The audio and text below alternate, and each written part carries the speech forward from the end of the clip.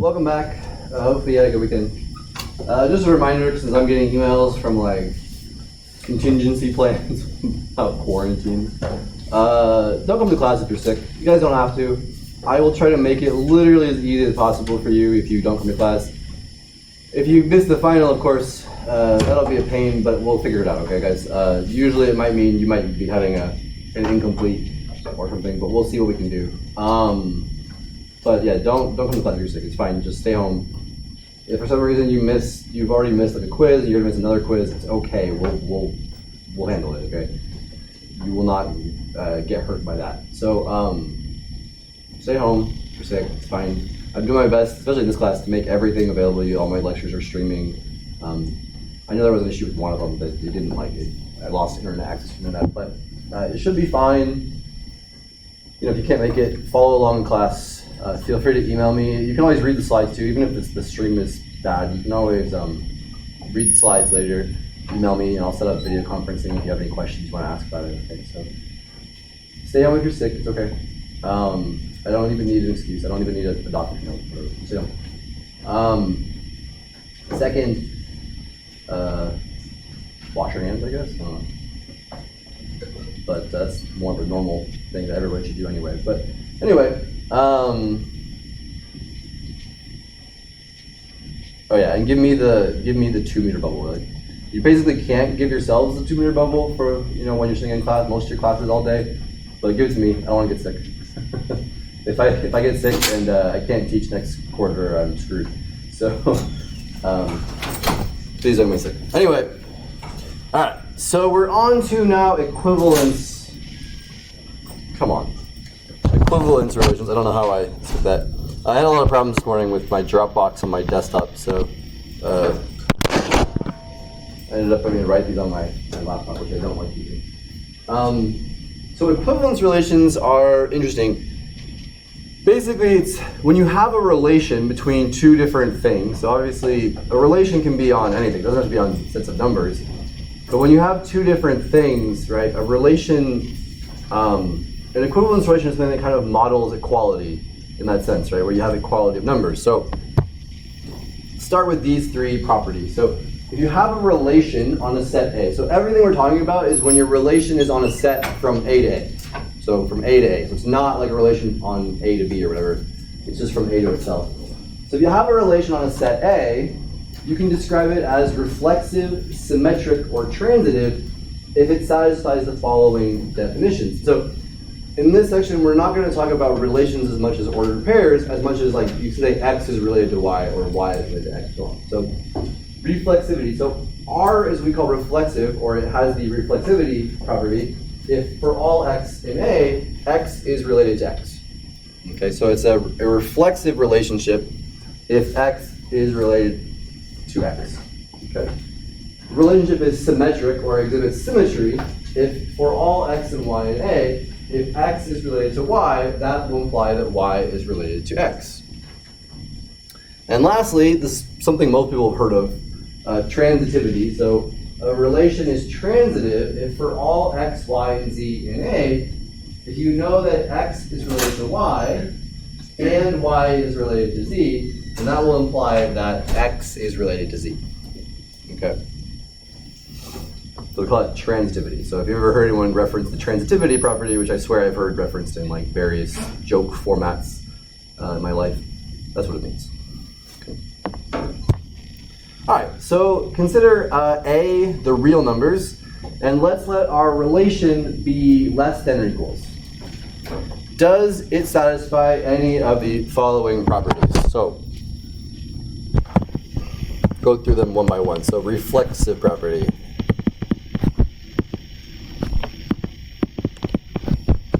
Is it reflexive? So is less than or equals reflexive? Yes. Yeah, sure. X is less than or equal to X for all X in the real numbers, right? Now, if we said strictly less than, it would not be reflexive. Is it symmetric? No.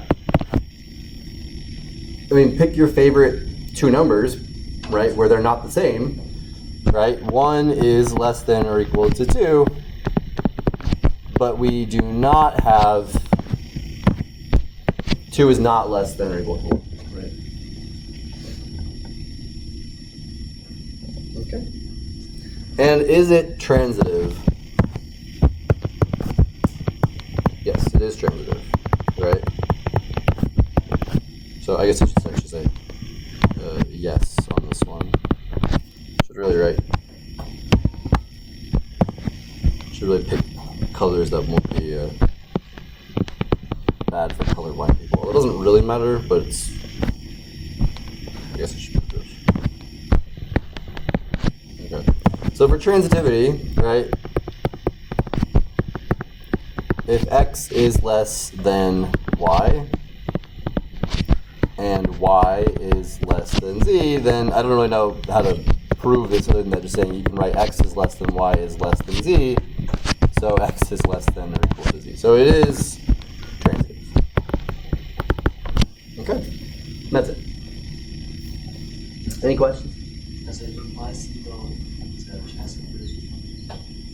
Does the what? Imply symbol? Yeah. The imply symbol. It's a relation. It's not a. I guess it's a. Hold on.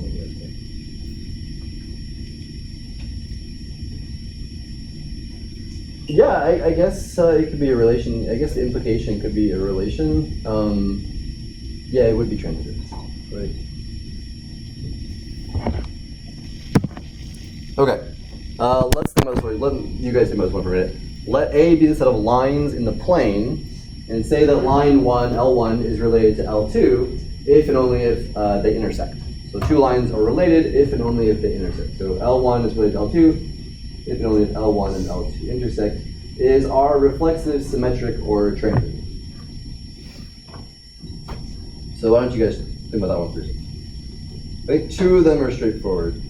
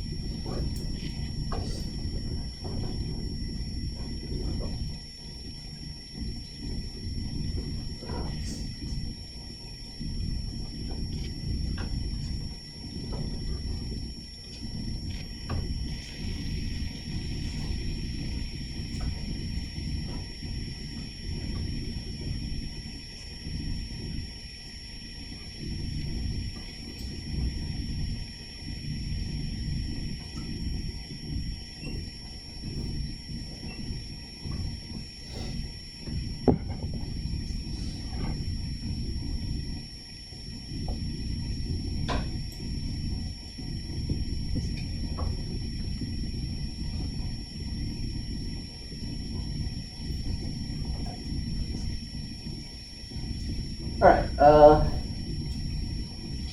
let me give you another 30 seconds to think about this.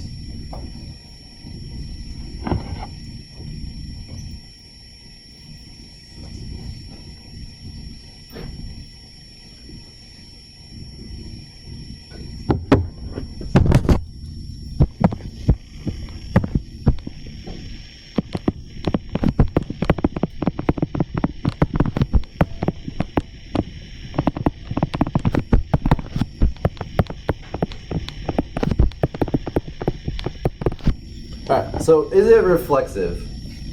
Yeah. Like trivially, yeah. So lines, they self-intersect, right? That's the same line, take L1 and L1, it intersects itself. Is it symmetric?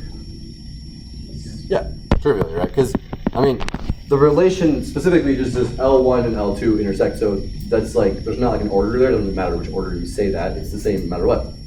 So the first two are trivially true. Is it transitive? No. So if you have, for instance, so the answer here is no. So if you had, say, a line L1, and then you had a line, say, L2, okay, you could make L3 parallel, right? And so L1 is related to L2, L2 is related to L3, but L1 and L3 are not related. okay? Because they're parallel. So, one and two are parallel.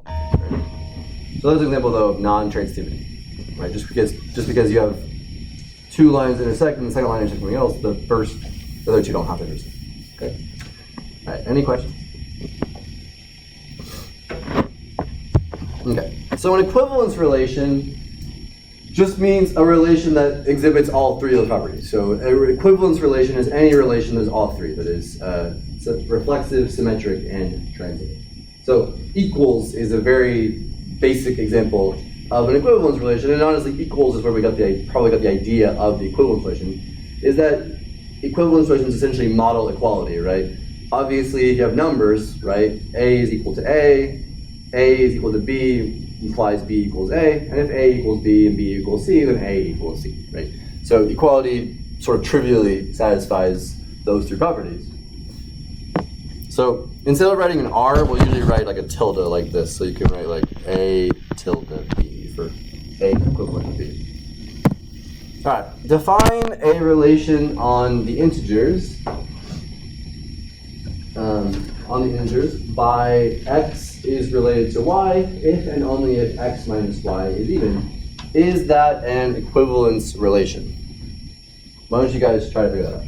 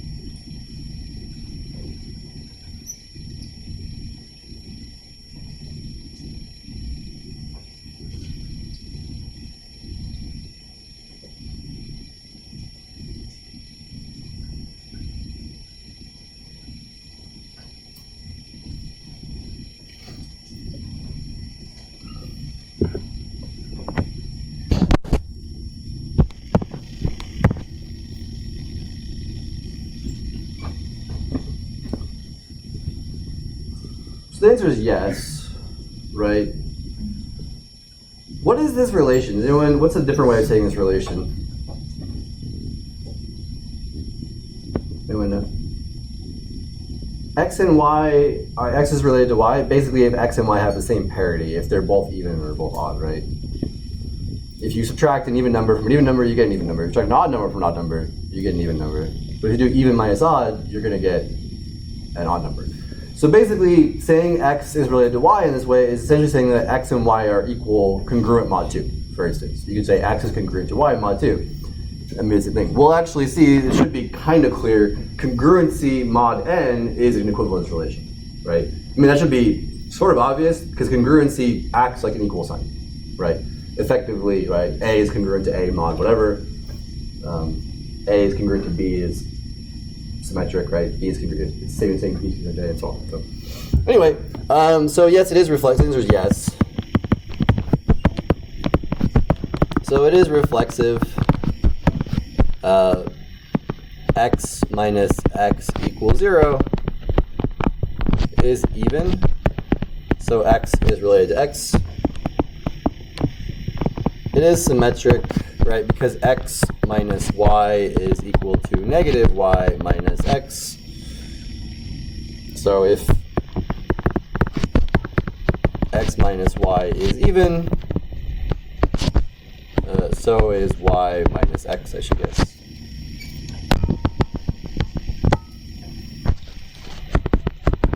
Okay, and it's transitive.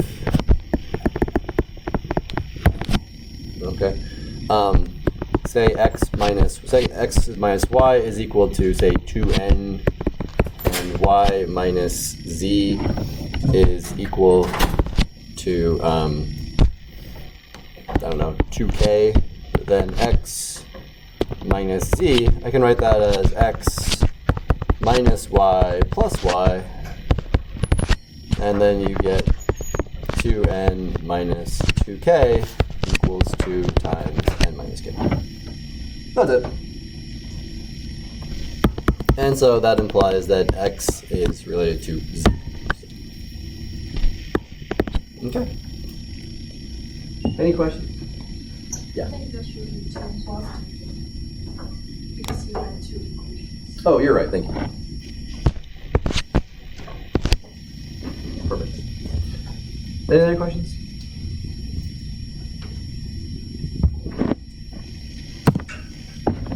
All right.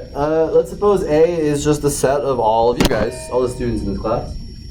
For all of the students, x and y in the class, define a relation by x is related to y if and only if x and y are the same height.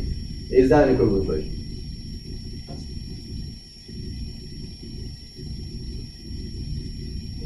Yeah. Yeah. The first two, again, are basically trivial, like reflexivity. So the answer is yes. And so reflexive is basically trivial. It's you have the same height.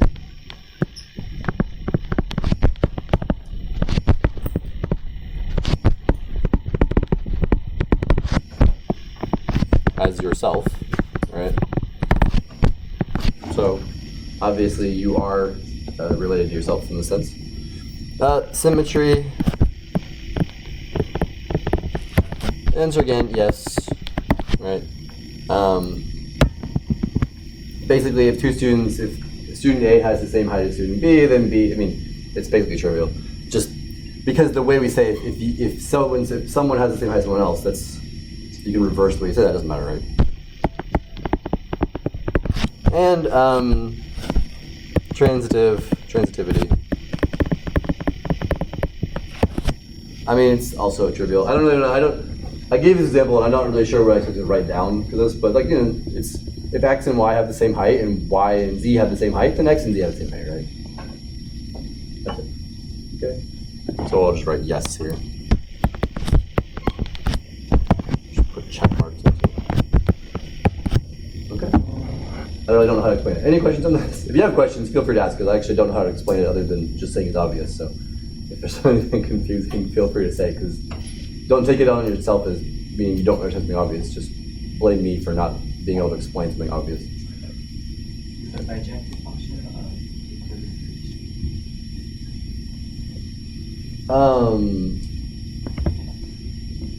Is a function, so in general a function is not necessarily an equivalence relation. Probably not, right? function? It's a relation, but it's probably not an equivalence relation. It's bijective function. What? Bijective function. No. So here's the thing, right? It would have to be, everything would be related to itself. So that means x would have to be, x comma x would have to be in the relation for every x. So it can't be, basically. The line, the function f of x equals x would be an equivalence relation, and that would be it, I think. Okay, yeah. So in general, an equivalence relation won't be a function. Okay. Other questions? Okay. What about this one? For all x and y in the integers, x is equivalent to y, or x is, I should say, related to y if and only if x squared is converted to y squared mod 5. Try it for this one.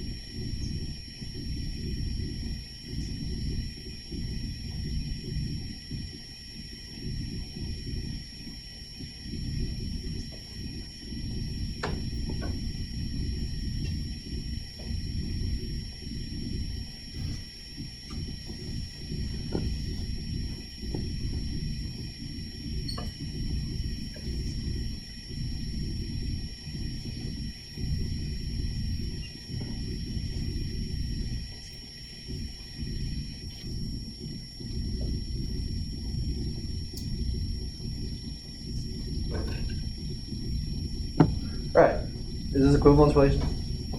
Yes. This is another one of those things where I actually don't know what there is to write down. The three are basically trivial because, like we said, congruence effectively acts like an equal sign, right?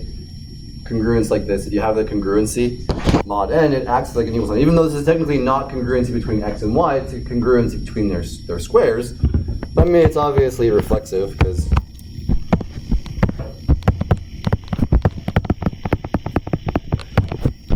So x squared is congruent to x squared mod whatever, mod 5. So that implies that x is related to x. Is it symmetric? Well, if x squared is congruent, I'm going to assume we all know it's mod 5 and not write mod 5. Then y squared is congruent to x squared. Again, because the congruency sign acts like an equal sign. In all intents and purposes, it's an equal sign. If you wanted to,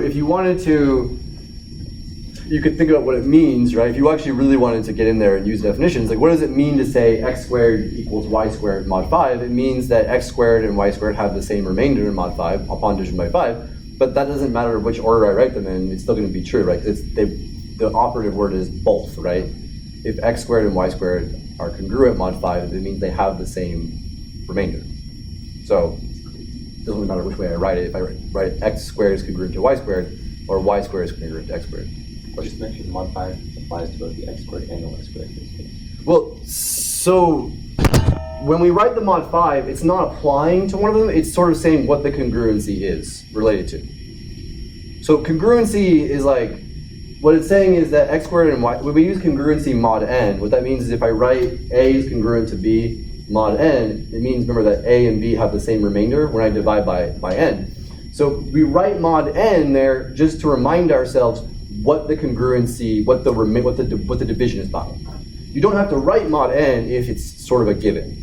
So like when you're doing a proof or whatever, if all of your congruencies are always going to be with the same modulo, the same number, you can kind of just drop the mod n. But it doesn't apply to the y squared, it just applies to the congruency itself. So it's the whole thing is congruent mod 5. Does that make sense?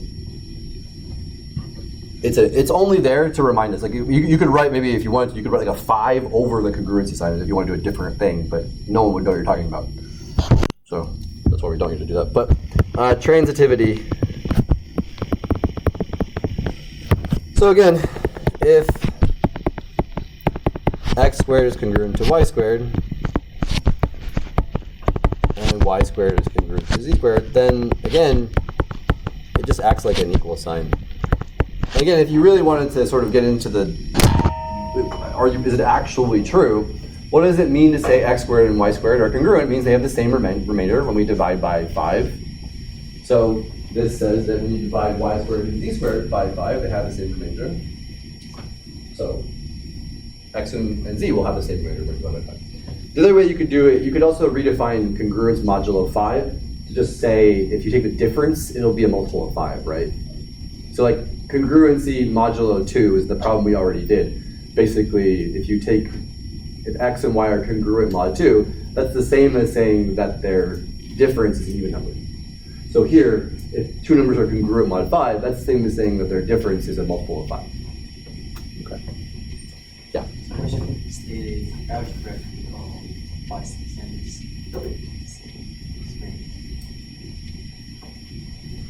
This problem is too easy to put on a test. I don't know. Congruency, we've already been treating. I mean, in this case, we've already been treating congruency as if it were an equal sign. So that's why I'm not showing you the specific details. We've already been doing it. But if you wanted to know the actual reasons, it's because of what I said about remainders. But on a test, you might want to give more details than that. I don't know. But like I said, this wouldn't be a good problem for a test because, like, I wouldn't be interested in seeing this work. It's not interesting to me to look at it in the sense that I don't know if you learned anything by just writing all this down. I can't tell if you actually understand the topic if I gave you a problem like this. It's sort of too easy on the level, right? Okay. Any questions? It's not to say that understanding it is easy, but I mean, like, there's nothing really to write down if you get what congruency is, I guess.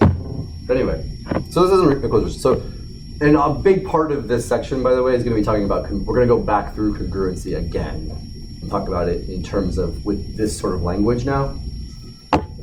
With this language of equivalence relations, we can go back through congruencies like we did before, but now use this terminology to kind of talk about them a bit more. Okay. Equivalence classes. So suppose you have an equivalence relation on some set capital X. Okay. Then the equivalence classes of an element X. Okay. We write it as like a bracket X, and it's simply all of the elements of the set X that are equivalent to X in that way. So it's all Y and X such that Y is equivalent to X. Okay. So in other words, another way of writing it is that Y is equivalent to X if and only if Y is in the equivalence class of X. Okay. This is a fun thing we're going to get into with regarding partitions. So basically, I don't want to spoil it, but I'm going to anyway. I guess I do want to spoil it. Essentially, equivalence classes partition that set X, right? You can't have any two different equivalence classes can't have any overlap. Any two equivalence classes have to be mutually exclusive. Why is that? Should be clear. If you think about the three properties, should be clear, especially one of them. This should make it very obvious. Why you can't have two equivalence classes cannot have any elements in common. Why do any two separate equivalence classes, so distinct equivalence classes, have to have no elements in common? Empty intersection. Why is that? Not the. I guess you could argue it in terms of symmetry. There was another one I was thinking of. It was transitivity, is what I was thinking of, right? Because if you had an element in common, right?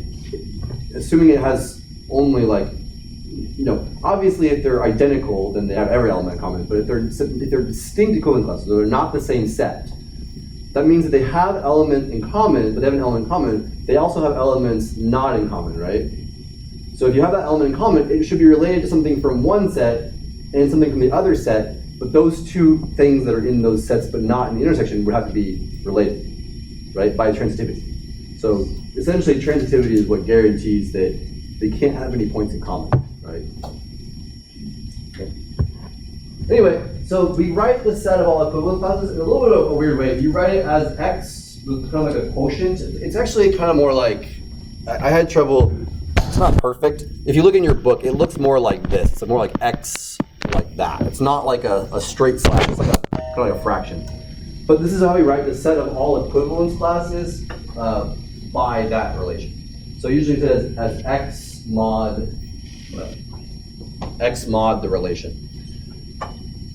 What we'll get into basically is looking at the equivalence classes of under congruencies, and you can say the integers modulo 3 or whatever, which basically means use congruency mod 3 as your equivalence relation. Okay. This is a thing, if you take abstract algebra, this is a thing that you will see a lot of. I never saw this until until grad school when I took abstract algebra.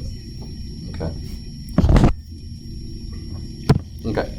Go back to this one. What are the equivalence classes for this relation? So you have the relation, this is the first one we did. X is related to Y if and only if X minus Y is even. What are the equivalence classes? So basically, there should be able to find some integers, and then every equivalence class is the equivalence class of some integers, right? What are the two integers? Or sorry, I just gave it away. Dang it. I said two integers. Yeah, so it's odds and evens, basically. There's two equivalence classes. So Z mod this is just the equivalence class of 0 or the equivalence class of 1, right? Basically, this relation partitions the integers into odd integers and even integers. So if X is an integer is even, X is in the equivalence class of 0 because X minus 0 is even, right?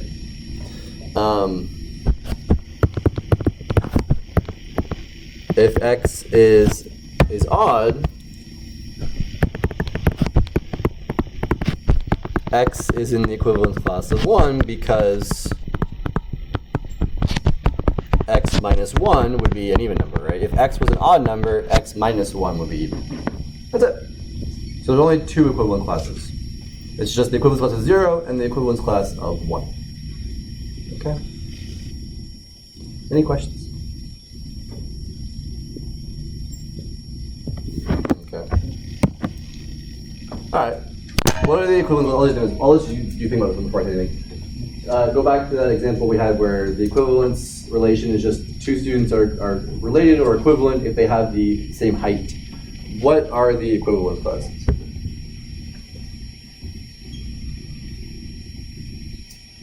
You can do your height in inches. Let's say we also, just make this easier, let's just round off to the nearest inch. So no one's 6'1½", they're just 6'1". Or you can round up again if you want, 6'2". Everyone does anyway, right?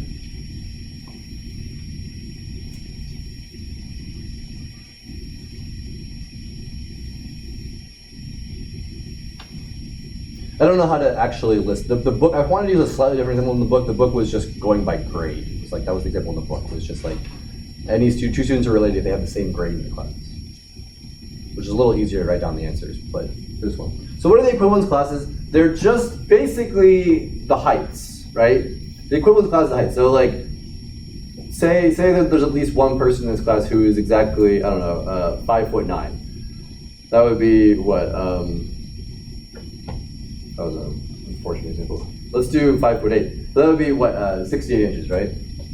So 68 inches would be like one equivalence class. If there was somebody who was 6 feet tall, that would be exactly 72 inches. So that would be an equivalence class. And any student who was exactly 6 feet tall, that would be an element of the equivalence class. Okay. So basically, it's like.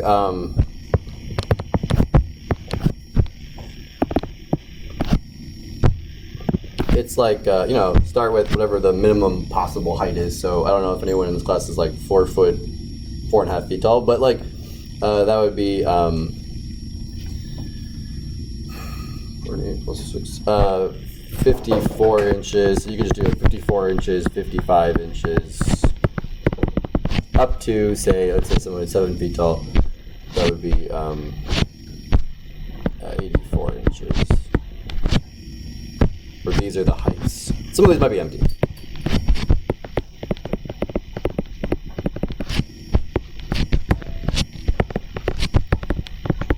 So normally you probably wouldn't write out an equivalence class if it was empty, but just assume those aren't all going to have elements in them. So I don't know another way to write it without knowing your actual heights, right? No way of answering the question. Anyway, that's the idea. So in this sense though, like for instance, if you look at like 54, right? That's not the number 54, but that's the equivalence class of all of the students. So it's the actual elements of that equivalence class would just be the students in the class that are 54 inches tall. So we use 54 as like a shorthand. But you could just use someone's name, right? So like for me, let's say I'm not a student in the class, but let's say we count me. So I'm 6'1". So I'm 73 inches. So I would be in the equivalence class of like 73. But you could just call it Scott, right? You could just say Scott with brackets on it. And that would just be the equivalent class of all the people in the class who are 73 inches tall. Or you could use anyone else who was also 6'1". And that's it. Okay. So there's more than one way to label it. And it turns out later on what we'll do is we'll figure out for equivalence classes of like numbers, when we're talking about like integers or things, you can actually do arithmetic with the equivalence classes. And it turns out it won't matter what definition, how you write the equivalence class. So if I write the equivalence class as like, in the previous example, you could, instead of writing it as 0 and 1, you could write this equivalence class as the equivalence class of, say, 2 and 3. Right?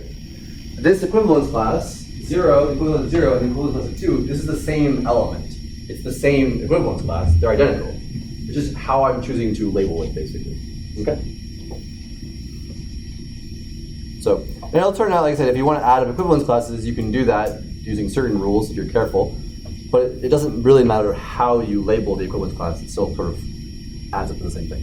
But we'll get into that. We'll do more congruency in sort of treating the equivalence classes like they're things we can do math with when we talk about more about congruencies.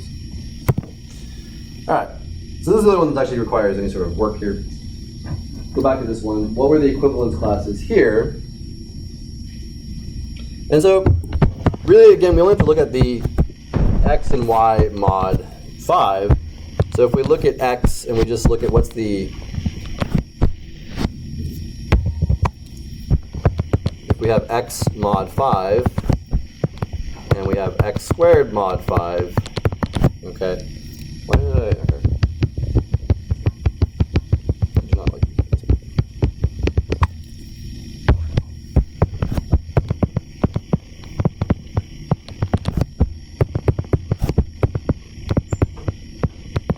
Okay.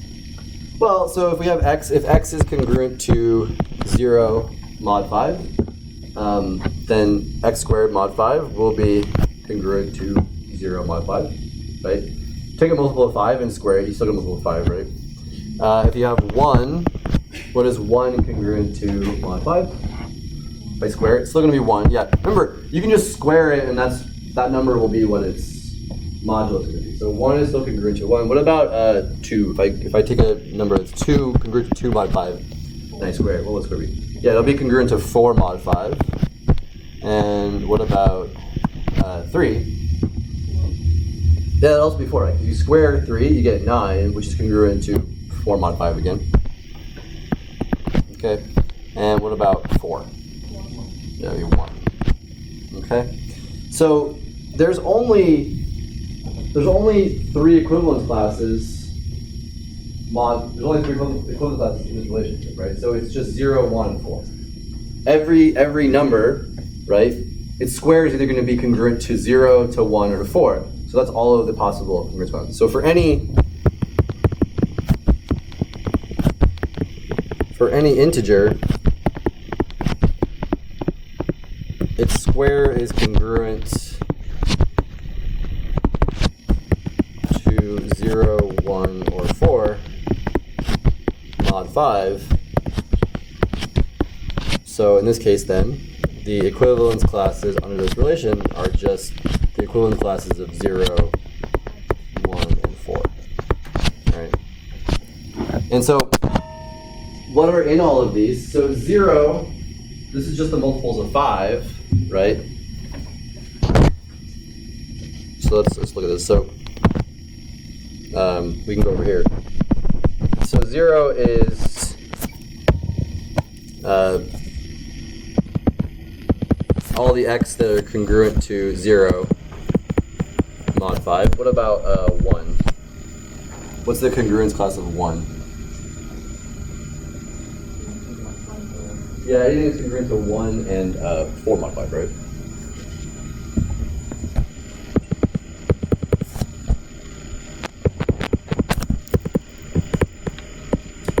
Okay. And for 4, what's the congruence class of 4? It's 1 and 1 and 4, but this here is also the 1 and 2 and 3. Oh yeah, you're right. Yeah, you're right. Sorry. So yes, I should put 2 there. We should call that 2, right? So it's the congruency under. Yeah. Sorry, it's the congruency of the integers themselves, not the squares of the integers, right? So it's a relationship on. It's a relation on integers, so it should be, yeah. So you could write either 1, you write 0, 1, and 2, or you could use, for 2, you could use, yeah, so that's it. So, and the last one here would be 2, yeah. So it's anything that's congruent to 4. Or, sorry, that should be, 2 or 3 mod. Sorry. It's kind of confusing because there's 2 things going on here. We're basically looking at the numbers, the integers themselves, and what are they congruent to mod 5, and then, but the relations between 2 numbers is what are their squares congruent to the same, are their squares congruent mod 5? So basically, if you have any number that's congruent, say like mod 1, right, or mod 4, take any integer which is congruent to 1 mod 5 or 4 mod 5, its square is going to be congruent to 1 when you take modulo 5, right? So all of the integers who are either congruent to 1 or 4 mod 5 their squares will be the same, congruent mod 5. So this one here represents the one up here, and then 1 and 4. So you could replace this 1 with 4 as well. So basically, I could write this as, if you wanted to, you could write this as 4, and you could write this one as 3. Okay? Because if you have an integer, it's congruent to 1 or 4, its square will be congruent to 1 mod 5. And if you have an integer, it's congruent to 2 or 3 mod 5, its square will be congruent to 4 mod 5. Okay? And then 0 is the only one that's congruent to where the squares are congruent to 0. Okay? Remember, this is a relation on the integers, so not on like the squares of integers. Okay. Any questions? Okay. Okay, consider the following relation on r squared, defined by x and y are related. So this is a relation on the plane. So the elements we're looking at are related to our ordered pairs. So x, y is related to ab if and only if x squared plus y squared equals a squared plus b squared. Is this an equivalence relation? And if so, find the equivalence classes. So let's just go through the conditions here. So is it reflexive? Yeah, I mean obviously it's reflexive. X squared plus y squared equals x squared plus y squared. So that implies that x comma y is congruent to x comma y. It is symmetric. Okay. Because x squared plus y squared equals let's say a squared plus b squared. This will imply that a squared plus b squared equals x squared plus y squared. And that tells me that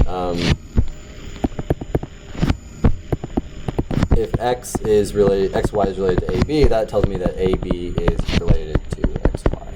So it is symmetric.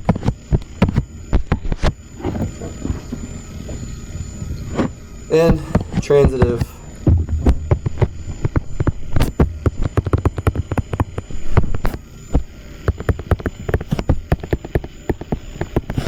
If xy is related to AB, and AB is related to, let's say, CD,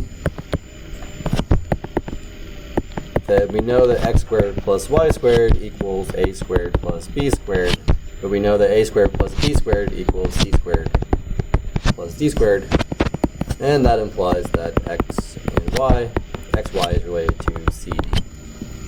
Okay. All right. So the question is, what are the equivalence relations, or sorry, what are the equivalence classes of this thing? So it is an equivalence relation. What are the equivalence classes? What do they look like?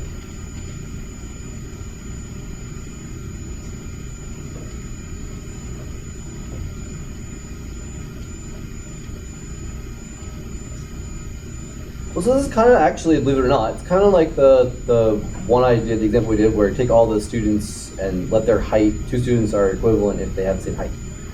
Think about all of the ordered pairs whose sum of squares are the same. So think about, like, for any particular constant, think about all the ordered pairs whose sum of squares is equal to that constant. What is that? It's a circle. Yeah, it's a circle centered at the origin with whatever the radius is. So the equivalence classes. So like if you take the equivalence class of, maybe write it as like R, this is all of the ordered pairs in R2 such that x squared plus y squared equals, okay, I should write it as R squared, but that's okay. Maybe I'll write it as R squared like this. There you go. Or I guess you could just write it as R. But anyway, so that is just, but all of the points in the plane that satisfy that equation, right?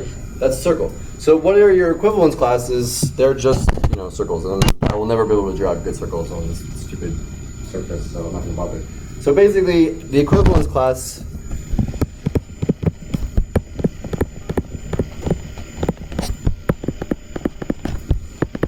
is a distinct circle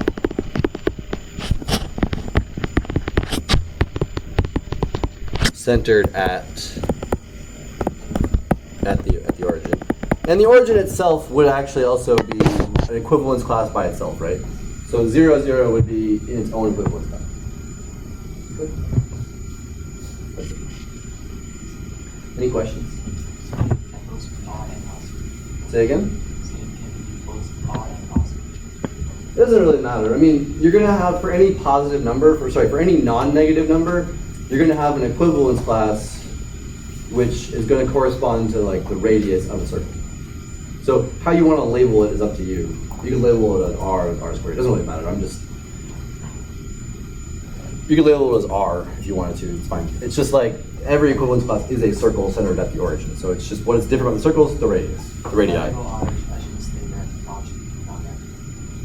Yeah, like I said, so it's all our, like I said, non-negative numbers.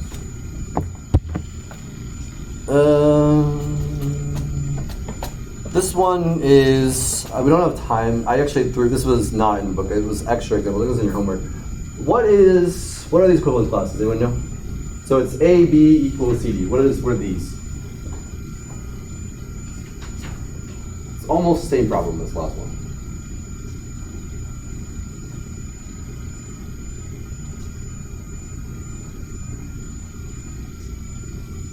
So it's the equivalence classes are all the points on a hyperbola, right? That looks like y equals, say, k over x, right? Because what does this mean? It means that it's all the numbers a and b where their product of the two of the ordered pair is a constant.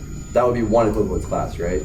So like if you had a y equals 5 over x, all the points on that would be the points whose product, ordered pairs whose product is 5. So it's like a bunch of hyperbola, basically. This one's more interesting. This is in your book.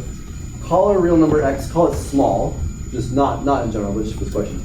If its absolute value is less than or equal to 1, let R be this relation on a set of real numbers defined by x is related to y if and only if x minus y is small. Is it an equivalence relation? So is it reflexive? Yeah. So it's yes, because x minus x equals 0. So the absolute value of x minus x will be less than 1 for all x. Okay. So very clearly, it is reflexive. Is it symmetric? Is it symmetric? So if x is related, so basically, if x minus y is small, is y minus x small? According to this definition of small. Yeah, right? If x minus y is less than or equal to 1, y minus x is equal, the absolute value is equal to the absolute value of x minus y, which is less than or equal to 1. So if x is related to y, then y is related to x. And is it transitive?